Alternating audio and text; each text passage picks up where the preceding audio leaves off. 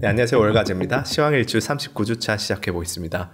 벌써 40주간의 시황일주 시리즈도 거의 마무리할 시간이 왔기도 하고, 최근에 또 연말 연시로 시장이 좀 느리기 때문에 오늘은 그냥 2023년 한 해를 복귀하면서 2024년을 이야기하는 시간을 가질까 합니다. 제가 이제 유튜브에서 시황을 말씀드리는 주된 목적은 제가 시황을 읽는 로직과 과정을 가감없이 보여드림으로써 구독자분들이 스스로 공부하고 또 본인만의 투자 철학을 확립하는 데 이제 도움을 드리기 위해서지, 뭐 리딩방처럼 많이 오를 주식을 집어드리거나 미래를 예측해 드리기 위함은 아닙니다. 제가 40주간의 시황일주 15주차 버핏의 리딩방이란 주제로 또 말씀드린 바 있지만, 결국 타인의 예측에 의지해서는 절대로 돈을 벌지 못하기 때문에 월가지 유튜브는 공부용 유튜브다, 그렇게 생각해 주시면 좋겠는데요.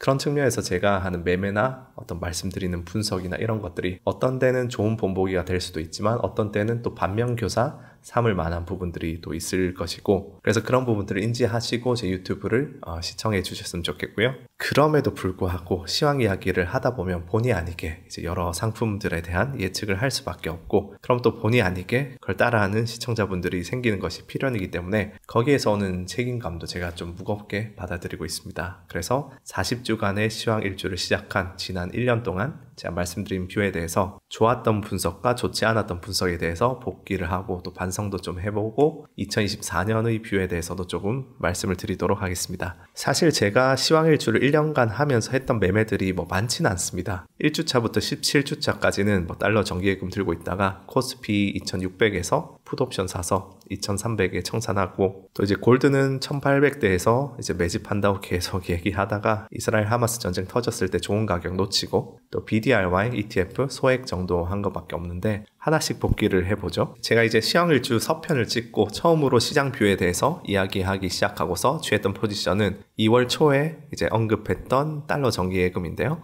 저는 사실 그때부터 지금까지도 제 개인 자산의 큰 부분은 쭉 달러 정기예금을 유지해 오고 있습니다. 만약에 이 방송이 나온 당시에 제 말을 듣고 달러 정기예금을 사셨다면 이제 제가 예측했던 우리은행 외화 정기예금의 기준으로 2023년 내내 한 4.84에서 5.15% 정도 사이였으니까 대충 정기예금 이자가 5%, 그 다음 환차액이 지금 환율이 그 당시에 비해서 한 5% 정도 나서 대략 10%의 수익률일 텐데, 요때 똑같은 시점에 달러 정기예금 하지 않고 S&P 500을 샀으면 이제 뭐 결과론적인 이야기이긴 하지만 요 시점 대비 대략 13.5%, 뭐 14% 정도 수익률입니다. 그런데 지금 환차익은 이제 미국 주식을 사도 똑같이 벌 수 있기 때문에 사실상 19%의 수익률이죠. 결국 제가 달러 정기예금 언급했던 2월 초 대비해서 달러 정기예금은 10%, S&P 500은 19% 수익률인데, 단순 수익률보다는 리스크 대비 수익률이 중요하다고 변명할 수도 있지만 뭐 사실 여기서 이제 달러 정기예금이야 무위험 수익이지만 지금 양쪽 다 적용되는 외환 변동성의 경우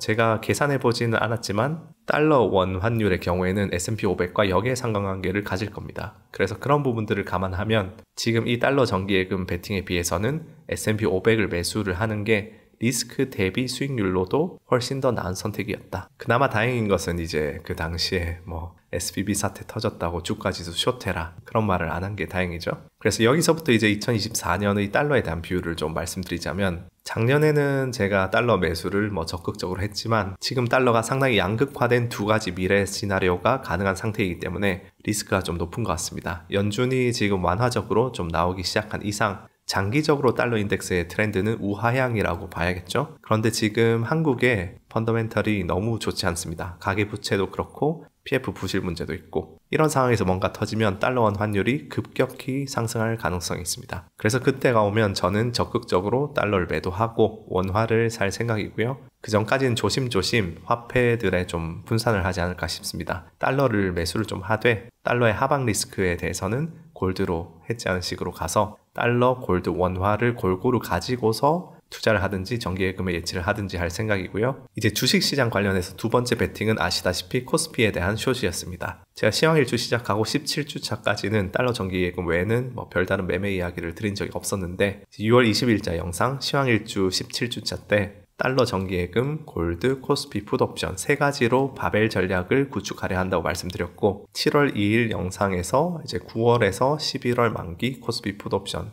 들을 매수한다고 말씀드렸습니다. 이때가 이제 7월 초니까 코스피가 2600 넘어가던 시점이었고, 이 이후에 이제 9월, 10월 동안 코스피가 2300까지 폭락하면서 풋옵션 프리미엄이 이제 폭발을 많이 했고, 그러다 11월 1일에 올렸던 이제 33주차 영상에서 풋옵션을 전부 이제 코스피 2300 레벨에서 청산을 했다, 그렇게 말씀드렸습니다. 그러고서 이제 영상 올리자마자 그날 밤에 새벽에 FOMC가 있었고, 이제 주식 시장이 폭등하면서 저는 정말 운 좋게 그 저점에서 숏을 다 청산하게 되었었는데, 근데 이거는 뭐 새벽에 FOMC도 있고 내재 변동성도 그때 너무 비싸져 가지고 그냥 2300에서 청산을 했던 거였는데, 이 뒤의 코스피의 폭발적인 상승을 예상하고 제가 뭐 청산을 했거나 그런 건 아니고, 솔직히 운이 좋았다, 운의 요소가 좀 강했다, 그렇게 저는 생각을 하고요. 그래서 2600에 숏에서 2300에 딱 나왔던 거는 거의 숏으로서 올해 완벽했던 매매긴 한데, 좀 아쉬웠던 점은 그때 이제 11월 1일 영상에서 풋옵션 대부분 청산하면서 코스닥 콜옵션 매수한다고 말씀드렸는데, 이 콜옵션을 제가 얼마 안 가서 조기 청산해서 그 연말 랠리는 저는 별로 재미를 못 봤고요. 그래서 어쩌다 보니까 이제 일반 개인 투자자분들이 투자하는 방식에 좀 맞춤형 최적화된 방법은 저점에서 매수하고 고점에서 현금 보유하고 기다리다가 저점에서 재매수하는 방식이어야 되는데, 저는 거꾸로 저점에서 현금 보유하고 고점에서 숏에서 돈 벌고 저점에서 다시 현금 보유하는 식으로 돈을 벌었기 때문에 올해도 숏가제라는 별명을 털어내기엔 힘들다 싶습니다.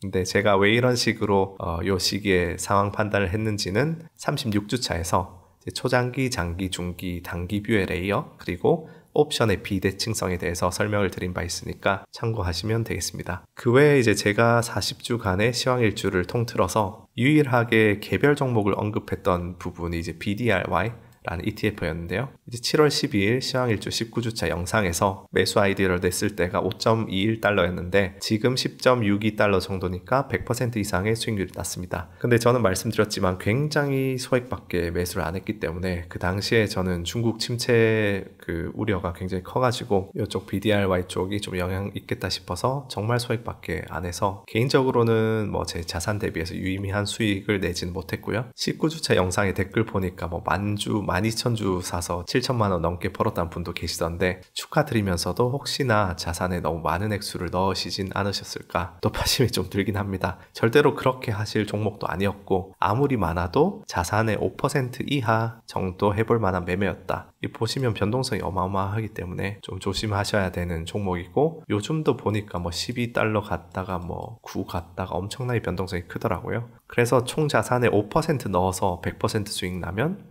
총 연수익률의 5%가 더해지는 거니까 엄청나게 큰 거죠. 그래서 좀 조심조심 하시기 바라겠고, 저는 지금 이제 이거 들고 있지 않기 때문에 뷰에 대해서 전혀 모르겠습니다. 그래서 이렇게 개별 종목 하나를 40주간의 시황일주에서 하나를 언급을 했었는데, 웬만해서는 뭐 다들 오래된 구독자분들은 아시겠지만 개별 종목 언급을 거의 안 하는데, 19주차 때 가설에 대한 걸 보여드리느라고 말씀드리고 나서 좀 후회를 많이 했습니다. 하필이면 이렇게 또 변동성이 큰 상품을 괜히 언급해가지고 마음이 좀 불편해서 노심초사했는데, 어쨌든 해피엔딩으로 끝나서 다행이고요. 그 다음 국채에 대해서는 뷰는 많이 말했는데, 제가 항상 시즌 1 때부터 말씀드리지만 국채에 대해서 저는 막 적극적으로 매매를 많이 하진 않습니다. 국채에 대해서 이제까지 저의 뷰의 변화를 좀 쭉 요약해 보면은, 2022년도는 상당히 부정적인 입장이었고, 2022년 6월 18일 장기채에 관심을 가져야 하는가라는 포스팅에서 장기채 매수는 좀 위험한 조언이라고 말씀드린 바 있습니다. 왜냐면 그때는 양적 긴축이 막 시작되려던 초입이었을 뿐더러 인플레와 미중 관계를 보면은 수급 문제가 좀 있을 수 있다 생각했습니다. 2022년 6월달 요 당시 이제 국채 금리가 3% 정도 되었었는데, 그때부터 이제 1년 동안 장기채가 폭락하면서 국채 금리가 이제 5%를 향해 갔으니까 이때의 뷰는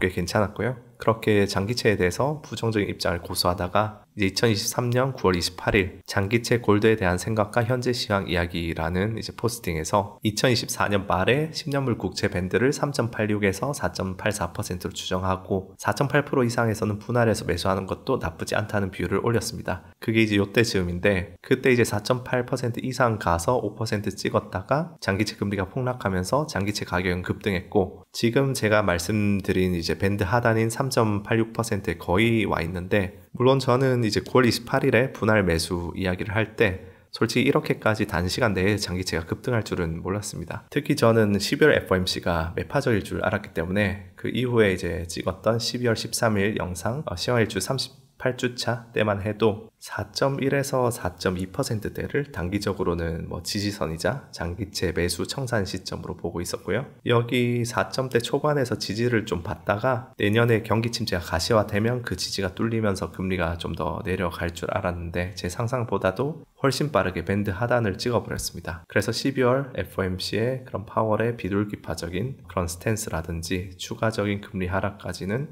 제대로 보지 못했다. 이제 여기서부터 2024년에 대한 국채 뷰를 말씀드리자면, 만약 장기채 매수를 하고 있다면 이제 슬슬 매수 포지션은 조금씩 익절해도 되지 않나? 그런 식이 온 게 아닐까 싶습니다. 근데 그렇다고 해서 국채를 숏한다, 그것을 권장하진 않고요. 지금 국채에 대한 뷰는 지난 가을에 올려드린 것에서 크게 바뀌진 않았습니다. 저는 이제 인플레이션이 재점화될 가능성이 시장이 생각하는 것보다는 좀 높다, 그렇게 보고 있기 때문에 2024년도 말의 그런 10년물 금리 추정치도 이전과 똑같이 3.86에서 4.84%의 밴드를 보고 있습니다. 그런데 이보다도 지금 전반적으로 2024년의 국채 시장에 대해서는 달러와 마찬가지로 어떤 미래의 가능성 관련해서 지금 시나리오의 결과들이 너무 정반대로 상반되는, 양극화되는 시나리오들이 지금 예상되기 때문에 기관들의 전쟁터인 국채 시장에서 개인 투자자들이 뭔가 3배 레버리지 ETF 같은 걸로 매매하는 것은 상당히 위험하지 않을까 싶습니다. 그 다음 골드와 관련해서는 이제 제가 뷰의 변화를 한번 짚어보면은 2월 6일 이제 40주간의 시황일주 초기에 이제 제가 또 그 전에 2022년도에 커뮤니티에서 언급했던 골드 포지션이 있는데 그거를 1900 정도에서 다 익절했다, 그렇게 말씀드렸고, 그 이후에는 이제 1800대에서 매집 시작할 거라고 계속 말씀을 드렸습니다. 7월 2일 18주차에서는 하반기에 골드가 1800대로 내려오면 매집 시작한다 하고, 8월 7일 22주차에서도 계속 1800대 내려오면은 살 거라고 하고, 계속 1800대 내려오면 살 거다, 국채금리 오르고 있으니까 매수기에 온다, 계속 말을 해놓고서, 문제는 정작 매수를 시작하려던 타이밍에 제가 또 스타트업이 바쁘다는 핑계로 우물쭈물 하다가 그때 하마스 전쟁 터지면서 정작 전 1800대에서 들어가지 못했습니다. 그래서 저는 개인적으로는 올해 제일 반성하는 트레이드 중 하나고, 제가 추격 매수하는 것을 정말 싫어하기도 하는데 어쨌든 지나간 일이고요. 2024년은 저는 꽤나 골드를 긍정적으로 보고 있습니다.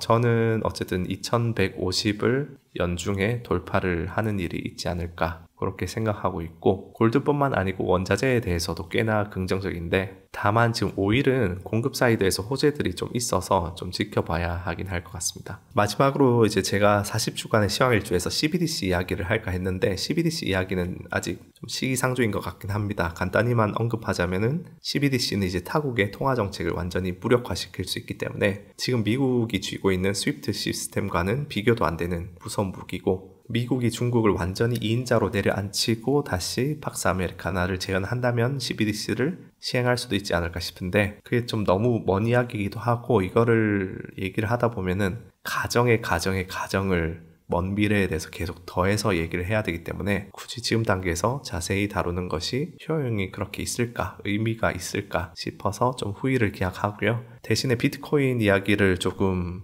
할까 준비를 하긴 했는데, 제가 비트코인에 대해서 이야기를 하는 것을 그렇게 좋아하지는 않습니다. 그 이유는 이상하게 비트코인 관련해서는 비트코인에 대해서 부정적 견해에 대해서 굉장히 민감한 반응을 보이는 분들이 많고, 또 좀 감정적인 그런 반응들이 많아서 굳이 제가 코인 채널도 아닌데 비트코인 얘기해야 하나 싶어서 잘 안 해왔습니다. 그게 아무래도 비트코인이라는 상품 자체가 이제 그 네트워크 효과가 없으면은 존재하기 힘든, 말 그대로 믿음에 기반해서 존재하는 가상화폐이기 때문에 그런 측면이 있을 것 같은데, 근데 제가 이제 올해 초에 이호성님 방송에서 비트코인에 대해서 이야기를 좀 하는 바람에 자꾸 궁금해 하시는 분들이 계셔서 좀 말씀드리자면은, 일단 저의 그런 비트코인에 대한 시각은 지난 3년 동안 조금씩은 변해왔는데요.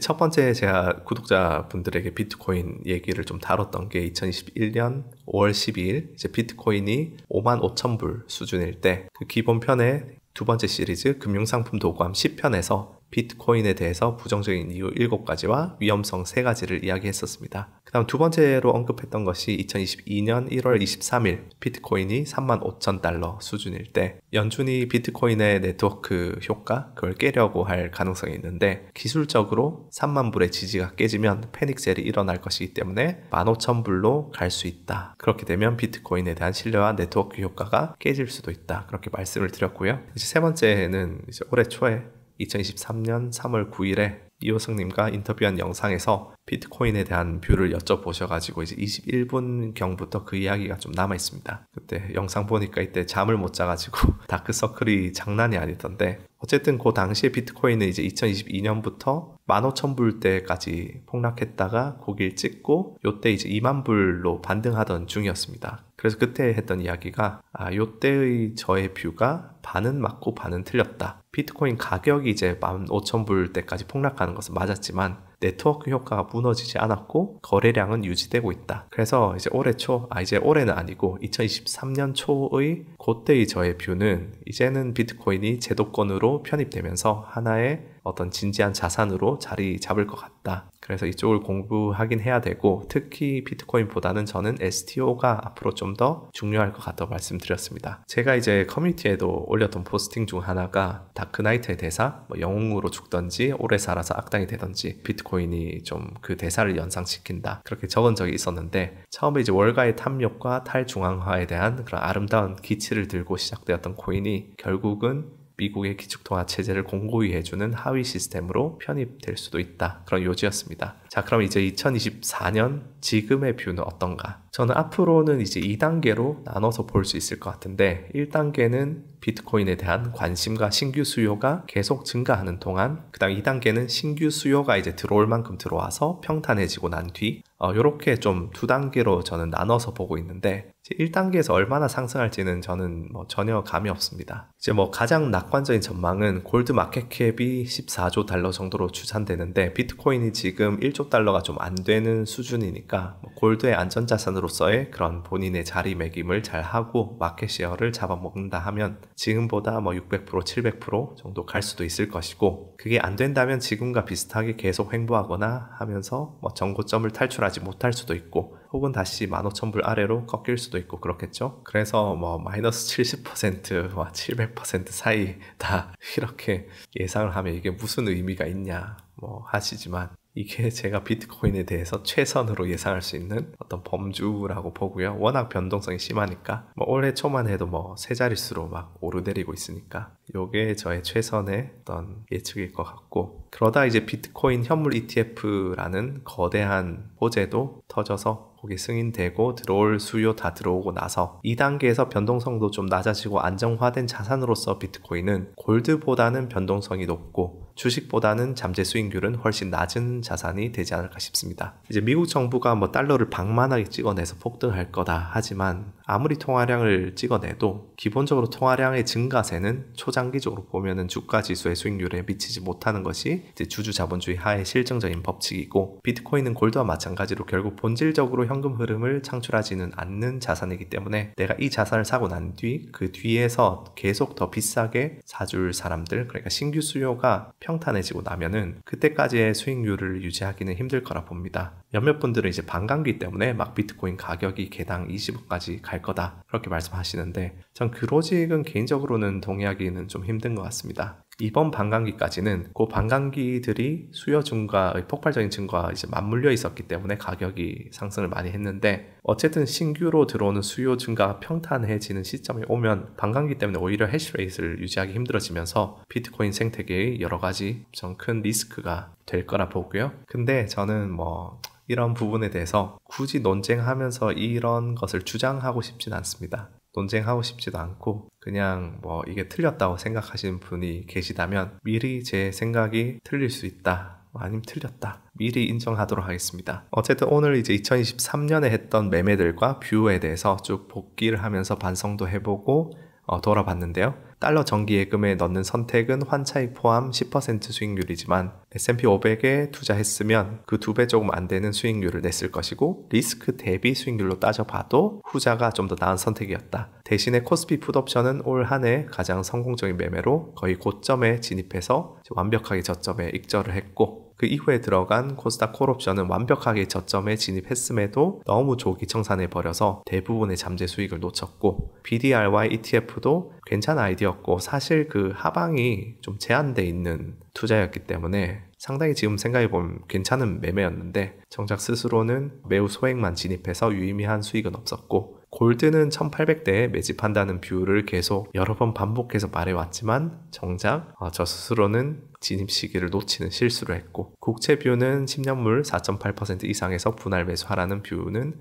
정확했으나 저는 원래 국채는 매매를 그렇게 적극적으로 하지는 않기 때문에 대단한 수익으로 이어지지는 않았다. 그래서 40주간의 시황일주에서 이제 6가지 요거를 전부 누적으로 하면은 절대적인 성과는 결코 나쁘지 않고 오히려 2023년에 꽤 괜찮은 편인데 개인적으로 그래도 제가 훨씬 더 진짜 폭발적일 수 있었는데 많은 아쉬움이 남는 한 해였습니다. 돌이켜보면은 코스피 풋옵션 베팅 외에는 전부 쫄보 모드로 인해서 수익 극대화를 할 수 있는 부분에서 전부 하지 못했거든요. 연초에도 이제 SBB 사태나 이런 것 때문에 쫄아서 달러 정기예금 넣고 쫄아서 콜옵션 조기 청산하고 쫄아서 BDRY 소액만 넣고 골드는 쫄아서라기보다는 이제 공포보다는 탐욕 때문이었던 것 같습니다. 그때 제 기억으로는 이제 1700대에서 살려고 그때 제가 기억해보면은 이스라엘 하마스 터지기 전에 골드 하락세가 그때 꽤나 가파르게 나타나서 1800 이하에서 살 수 있을 것 같았거든요. 그래서 대기하고 이렇게 이것저것 스타트업 바쁘고 하다 보니까 이제 급등해가지고 못 샀었는데 어쨌든 전반적으로는 쫄보 모드로 제가 낼 수 있는 수익을 극대화하지 못한 한 해였다. 왜 그랬을까 생각해보면은 제가 이제 개인적으로 스타트업이라고 하는 주식시장보다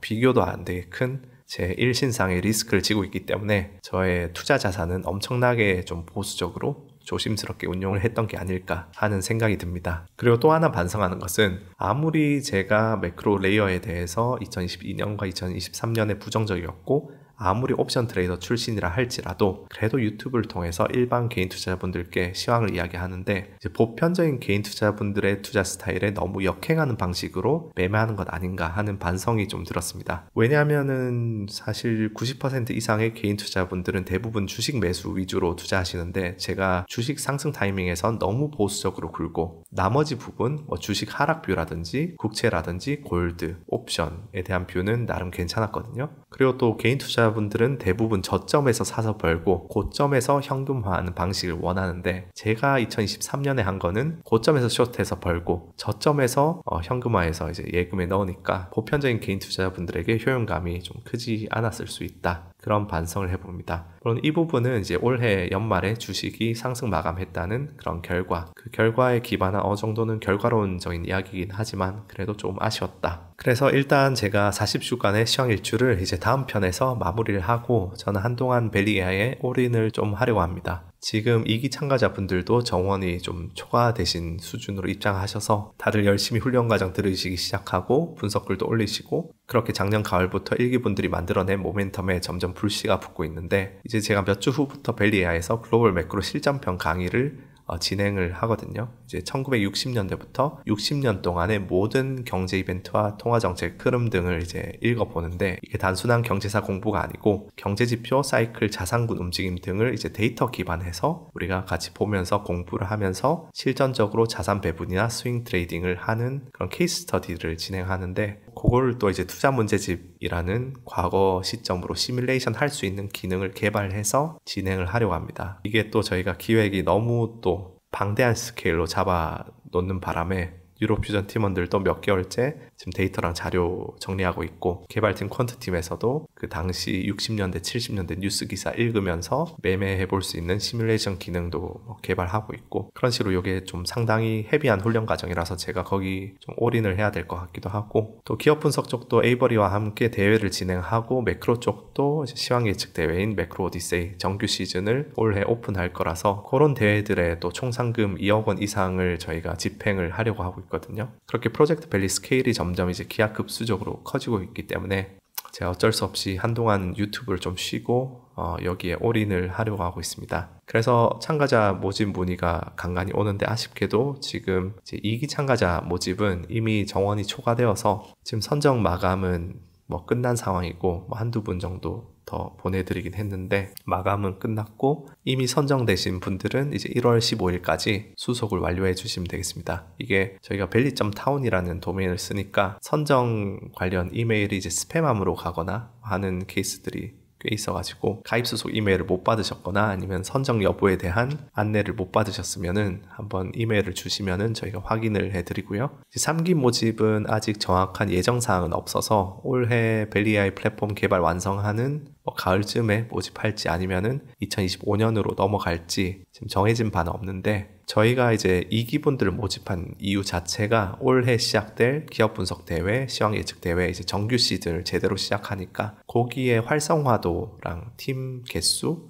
참여자 수 요런 거를 좀 조절하려고 하는 거라서 이제 올해 요런 대회를 또 이제 한번 진행해 보면서 얼마나 이제 양질의 기업 분석들이 많이 모이느냐 또 얼마나 다양한 시황에 대한 분석과 예측이 모이는가를 보고 조금씩 몇십 명 단위로 이제 소수 인원을 보충할 수도 있으니까 관심 있는 월가제 구독자분들은 대기 신청을 해두시면은 추가 모집 포지션이 몇 자리 이제 오픈을 했을 때 순번대로 연락을 드리겠습니다. 그래서 40주간의 시황 일주는 이제 한 회차 남았는데 40회차를 하고 나면은 이제 1월에 월가제 시즌2를 마무리 지을 예정이고요. 그럼 이제 한동안 여러분과는 작별일 텐데요. 월가제 시즌3는 이번 봄 지나서 시작을 하지 않을까 싶고 일단 요거는 이제 아쉽지만 저 혼자 진행할 예정입니다. 시즌2에 출연하셨던 이제 홍진채 대표님, 스텔라, 에이버리, 에릭 등은 전부 이제 벨리.ai 내에서 근로된 컨텐츠 필진으로 활동도 시작하시면서 영상이나 라이브 활동도 벨리.ai 내부에서 좀 하시게 되고 저만 이제 예전에 시즌1과 비슷한 결로 시즌3를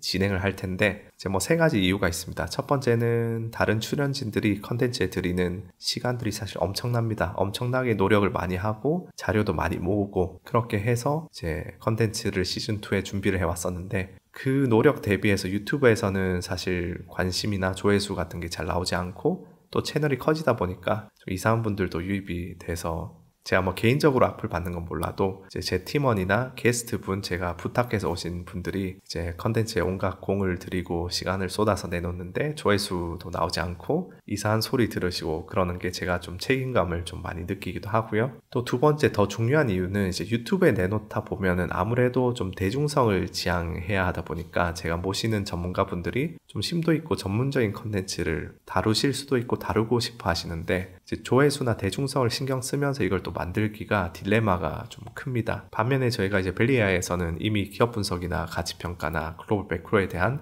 기본 훈련 과정들이 다 갖춰져 있고 그걸 다 들으시고 기본 지식이 있는 참가자분들이 다 모여 계시기 때문에 올해부터는 이제 벨리.ai로 옮겨서 제가 대중성이나 난이도 신경 쓰지 마시고 무조건 깊이 있고 전문성 있는 내용으로 해달라고 제가 요청을 좀 했습니다. 그 다음 세 번째 이유는 이제 굉장히 양질의 공들인 정보들이 좀 유튜브에서는 휘발성으로 한번 소비되고 날아가는 느낌이 강해서 저희가 뭔가 차곡차곡 시리즈물로 쌓는 형태로 진행하면서 거장들에 대한 라이브러리, 산업 분석에 대한 라이브러리, 종목 분석에 대한 라이브러리 그런 식으로 좀 차곡차곡 갖춰 나가는 걸 목표로 좀 하려고 합니다. 그래서 어쨌든 이 정도로 오늘 시황일주는 마무리를 하도록 하겠습니다. 1년 동안 제가 여러분의 투자 지식 향상과 투자 철학 확립을 위해서 저는 진심을 다했다고 생각을 하지만 그래도 부족한 점도 많았을 텐데 그래도 재미있게 시청해 주셔서 진심으로 감사드리고요. 시즌3 때는 이제 시즌1처럼 좀 더 안온하고 예전의 날 것 느낌의 월가제로 복귀해서 찾아뵙도록 하겠습니다.